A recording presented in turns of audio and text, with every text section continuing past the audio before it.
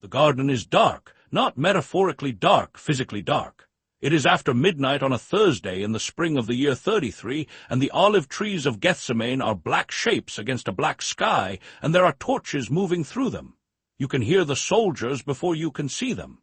Hundreds of them, and with the Romans are the chief priests, and with the priests is a man you recognize, a man who walked with Jesus for 3 years and who now walks at the front of the column with silver in his pocket. They come to a stop, and a man steps out of the shadow to meet them. He does not run. He does not hide behind his disciples. He does not wait for them to call his name. He steps forward and he asks a question. Whom do you seek? He already knows the answer. He has known it since before Judas was born. He knew it when he told his disciples, earlier that same night at the table, that one of them would betray him.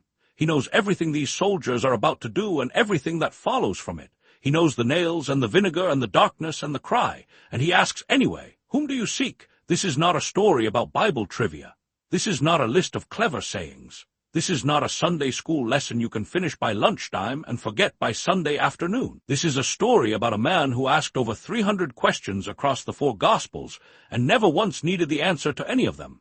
Pay attention to this. Scholars who have cataloged the recorded words of Jesus estimate that he asked somewhere between 300 and 307 distinct questions. He directly answered fewer than 10 of the questions that were put to him. He answered questions almost entirely with other questions. He told a lawyer who asked about eternal life, "What is written in the law? How do you read it?" He told a group of Pharisees who challenged his authority, "I also will ask you a question." Even at his trial, standing before Pontius Pilate, when Pilate asks, "Are you the king of the Jews?" Jesus turns it back. "Do you say this of your own accord?" He never stopped asking, and here is what that means. When the God of the universe, the one Paul says holds all things together, the one John says was present before the first word was spoken into the darkness. When he chooses repeatedly, consistently, across 33 years of human life, to ask questions he does not need answered, something is happening that is not about information. He is not gathering data. He is opening doors. There is one question he asked more than once to the same person on the same morning beside the same kind of fire. We will get to that question, and when we do, you will understand everything else. But not yet. Let's start at a pool. The pool is called Bethesda, which in Aramaic means house of mercy. It sits in Jerusalem near the Sheep Gate, and archaeologists have found it, 5 porticos, 2 basins, exactly as John described it. People believed the waters would occasionally stir, moved by an angel, and the first person into the pool when the water moved would be healed. So the sick came, the blind, the lame, the paralyzed. They lay on the stone colonnades, and they waited. One man had been waiting for 38 years. You have to sit with that number for a moment. 38 years is longer than most people in the ancient world lived to begin with. It is longer than some of you watching this have been alive. It is long enough that waiting becomes identity, long enough that the man may no longer have been sure who he was without the mat, without the pool, without the waiting. Jesus sees him. The text says he knew the man had been there a long time, and then Jesus asks the question, "Do you want to be healed?" The first time you read it, it sounds almost cruel. Of course he wants to be healed. Why else would he be lying next to a healing pool for nearly 4 decades? But here's what most people miss. The man does not say yes. He doesn't say yes. He says, "Sir, I have no one to help me into the pool when the water is stirred. While I am trying to get in, someone else goes down ahead of me." He gives Jesus an explanation, a complaint, a history. He talks about the system, about the other people, about the logistics. He does not answer the question, and Jesus does not press him. He simply says, "Get up, pick up your mat, and walk." And the man is healed. But notice what Jesus did. He did not walk up to that man and say, "You are healed, get up." He asked first. He asked a question that forced the man to look briefly at what he actually wanted, at whether the long years of waiting had hollowed the desire out of him, or whether it was still alive. The question was not for Jesus. It was for the man. Across the city, something darker is happening. A woman has been dragged into the temple courts. She was caught, the Pharisees say, in the very act of adultery, which means there was a man who was not dragged anywhere, which tells you everything about who is actually on trial here. She is thrown to the ground in front of a crowd. The religious leaders have a stone in their hand and a theological trap laid carefully on the floor. If Jesus says to stone her, he is brutal and Roman law forbids it. If he says to release her, he violates Moses. They are not interested in the woman. She is a piece in a game. Jesus kneels and writes in the dust. What he wrote, no one recorded. People have speculated for 2,000 years. Perhaps the sins of the men standing there. Perhaps nothing. Perhaps just giving everyone in the crowd a moment to look away, to breathe, to hear their own heartbeat. Then he stands and says, "Let him who is without sin among you be the first to throw a stone at her." And one by one, beginning with the eldest, they leave. Jesus kneels again. He writes again. Then he looks up. The crowd is gone, just the woman and him, and he asks her a question. Woman, where are your accusers? Has no one condemned you? He knows. He watched every one of them walk away. He is not confused about the head count, but he asks her because she needs to say it. She needs to look up and see with her own eyes that the crowd is gone and the stones are on the ground. She needs to say the words, "No one, Lord." Only then does he say the famous line, "Neither do I condemn you. Go, and from now on sin no more." The question came first. The grace came through the question. Now hold that thought, because what we are about to see is where this pattern started. He is 12 years old. His parents have lost him for 3 days in Jerusalem during Passover, 3 days that Mary will describe decades later. The man who writes the Gospel of Luke, and you can still hear the panic in it. "Son, why have you done this to us? Your father and I have been searching for you in great distress." And the boy, sitting among the teachers in the temple, listening and asking them questions, turns to his mother and says, "Why were you looking for me? Did you not know that I must be in my father's house?" His very first recorded words in all of human history are a question. 2 questions. He is 12. The habit is already there. And if you have ever wondered where the pattern comes from, it was not a technique he developed. It was not a rhetorical strategy borrowed from the rabbis. It was who he was from the beginning. Every question we have looked at so far has done the same thing. The paralyzed man by the pool, the woman in the dust, the 12-year-old in the temple. In every case, Jesus is not asking for information. He is asking in a way that aims directly at the interior, at what the person actually wants, actually fears, actually believes. He is not testing them. He is not trapping them. He is holding up a mirror. As we go into the second half of this video, notice the questions get more personal. The stakes go higher. And there is one question at the end that I believe is addressed directly to you right now, wherever you are watching this. If this kind of deep look at Scripture is something you want more of, hit subscribe and turn on notifications. We do this every week. And if a specific question of Jesus has already landed close to home, drop it in the comments. I read everyone. Let's keep going. A lawyer stands up in a crowd to test Jesus. Luke tells us that detailed directly. He stood up to put him to the test. He is not genuinely curious. He is performing. He asks, "Teacher, what shall I do to inherit eternal life?" And Jesus, as we now know he always does, asks him back, "What is written in the law? How do you read it?" The lawyer gives the right answer, "Love God, love neighbor." Jesus says, "You have answered correctly. Do this and you will live." And here is where the lawyer makes a mistake. He wants to justify himself. Luke uses that phrase deliberately, so he asks a follow-up question. "And who is my neighbor?" It sounds like sincere theological inquiry. It is not. It is a boundary-drawing exercise. He wants Jesus to name a category: Jews, fellow Torah observers, people within a certain radius, so he knows the exact outer limit of his obligation. He wants a rule, not a relationship. Jesus tells him a story instead. A man is beaten, robbed, and left for dead on the Jericho road. A priest passes. A Levite passes. A Samaritan, a half-breed, a heretic by the lawyer's own theological framework, a man the lawyer would have crossed the street to avoid, stops, binds the wounds, carries the man, pays for his recovery, promises to return, and then Jesus asks the question, which of these 3 do you think was a neighbor to the man who fell into the hands of robbers? But it gets stranger. Look at what Jesus has done. The lawyer asked, "Who is my neighbor?" meaning, who qualifies to receive my love. Jesus has flipped it entirely. Now the question is which person showed neighboring. The question has moved from who deserves love to who gives it. The lawyer cannot answer with a category anymore. He has to answer with a verb. He has to say, the one who showed mercy. And he cannot bring himself to say the word Samaritan. He just says the one who showed mercy. Even his answer is a kind of avoidance, and Jesus lets it stand. Go, do likewise. Not every question Jesus asks demands a fully honest answer. Sometimes the struggle toward the answer is enough. Stay with me, because we are about to meet a man making a great deal of noise on a roadside near Jericho. His name is Bartimaeus, son of Timaeus, a blind beggar. He knows that Jesus is passing. The crowd noise is his only way of following events, and he starts shouting, "Jesus, son of David, have mercy on me." Son of David is a messianic title. In one sentence, this blind man has made a theological claim that the trained Pharisees were still debating in the temple courts.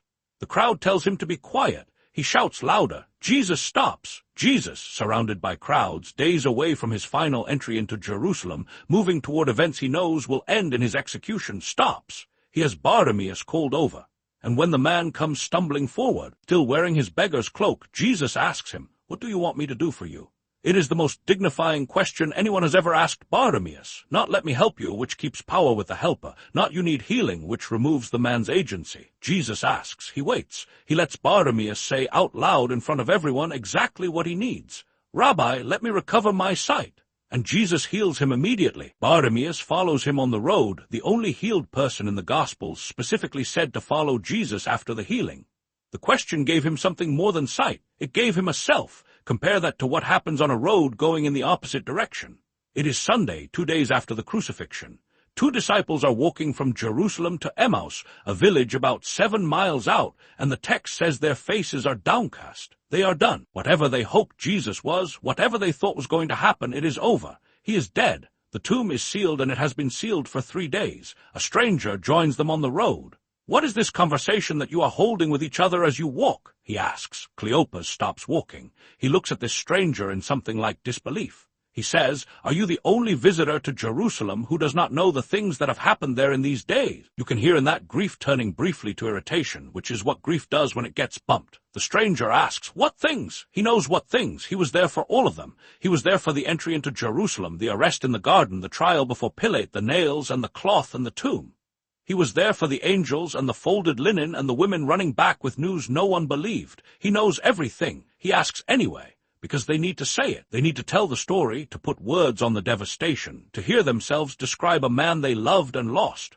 And the stranger walks with them and listens, and only when they have finished, only when everything is out, does he begin to open the scriptures to them and show them what they missed. He does not give them the answer before he hears their grief. He hears the grief first. When they reach Emmaus and he breaks bread, their eyes are opened. The Greek word is epigenosko, to know fully, to recognize at last. They say to each other, "Did not our hearts burn within us while he talked to us on the road, while he opened to us the scriptures?" They felt it before they understood it. They were burning and they did not know why. The question started the burning. Now we get to the fire. It is early morning. The Sea of Tiberias is silver and flat. 7 disciples have been out fishing all night, Peter among them, and they have caught nothing. A man stands on the shore and calls out to them, "Children, do you have any fish?" They say no. He tells them to cast the net on the other side, and the net fills so heavy they cannot haul it in. John looks at Peter and says, "Here is the Lord." And Peter jumps into the water. He swims to shore. He cannot wait for the boat. When he gets there, he finds a charcoal fire. That word, charcoal fire, is worth stopping on. The Greek is anthrakia. It appears exactly twice in all of John's Gospel, once here on the shore of Tiberias in the morning, and once in the courtyard of the high priest's house on the night of the arrest, where Peter stood warming himself and 3 times denied that he knew Jesus at all. John uses the same word on purpose. He is pointing at something. Peter denied Jesus beside a charcoal fire. Now Jesus is cooking breakfast beside a charcoal fire. They eat. And when they have eaten, Jesus turns to Peter and asks a question. "Simon, son of John, do you love me more than these?" He calls him Simon, not Peter, the name Jesus gave him, the name that means rock, the name of the identity Jesus saw in him before Peter had earned it. He calls him Simon, because Simon is who he is right now. The rock is cracked. The denier, man who swore he would never fall away and fell away 3 times before sunrise. "Do you love me more than these?" Peter says yes. The Greek he uses is philo. I am your friend. I care for you. Jesus had used agapas, the deeper word, the covenant word, the word of total commitment. Peter reaches for something smaller. Jesus says, "Feed my lambs," and asks again, "Simon, son of John, do you love me?" Same question. Peter gives the same answer, philo. And Jesus says, "Tend my sheep." And then the 3rd time something changes. Jesus drops down to Peter's word. He uses philes, the friendship word. He meets Peter where Peter actually is, not where Peter should be. "Simon, son of John, do you love me?" John tells us Peter was grieved because Jesus asked him the 3rd time. He knows what this is. 3 questions, 3 denials, the same number, the same fire. He knows Jesus knows. And Peter says, "Lord, you know everything. You know that I love you. You know everything." That is the whole sermon in 4 words. That is the answer to the question this video started with. Why does Jesus ask questions he already knows the answer to? Because this is what he is building toward every time. The moment when the person being asked stops performing, stops explaining, stops giving the theologically correct answer, and simply says, "You already know, you know me. You know what I have done and what I have failed to do and what I am capable of and what I am not. You know everything." And Jesus, who does know everything, says, "Feed my sheep." Restored, not despite the denial, not after a lengthy process of proving himself worthy again. 3 questions, 3 answers. Breakfast on the shore. Think about what it looks like when a parent has a child who has gone silent, not missing, not in danger, just elsewhere. The distance is thick, and you do not know what you said or what they need. And one evening they come home and you are still up, and you do not say, "I know you have been struggling." You do not say, "I have answers." You ask something small. You ask, "How was your day?" It barely sounds like anything. But what you mean is, I am still here. I have not moved. The door is open. Come in. That is what every question of Jesus is. He is not interrogating. He is opening a door in the only direction a door can be opened, from inside. He stands on one side and knocks, but the knocking sounds like a question. And when you open it, when you say, "No one, Lord," when you say, "I want to see," when you say, "Lord, you know everything," you find he was there the whole time, with breakfast ready, beside a fire. 3 things before we close. First, Jesus asked over 300 questions because questions are not requests for information. They are invitations to self-knowledge. Every question was a mirror. Whom do you seek? Do you want to be healed? Which of these was a neighbor? The questions did not need answers. The people asking needed to answer them. Second, if you have ever felt that God seemed absent or silent when you were in the worst of it, consider the disciples on the Emmaus road. He was walking beside them. He had been walking with them for miles before they recognized him. His silence was a question. He was waiting for them to say it out loud. He may be walking beside you right now in something that feels like grief, waiting for you to say what happened.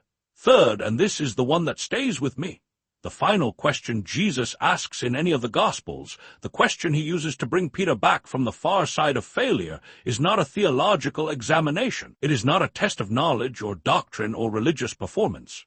It is the simplest and most devastating question one person can ask another. Do you love me? He is asking you that right now, not because he doesn't know. He knows. He is asking because you need to answer out loud in your own words with whatever you have, philo or agape or something in between. And whatever you say, he will already be planning your next assignment. Which question of Jesus hits closest to home for you right now? Do you want to be healed? Or who do you say that I am? Tell me below. I read every comment. This has been every time Jesus asked a question and why he never needed the answer. If this moved something in you, share it with one person today, not because the numbers matter, because someone you know is walking to Emmaus right now, and someone should walk beside them.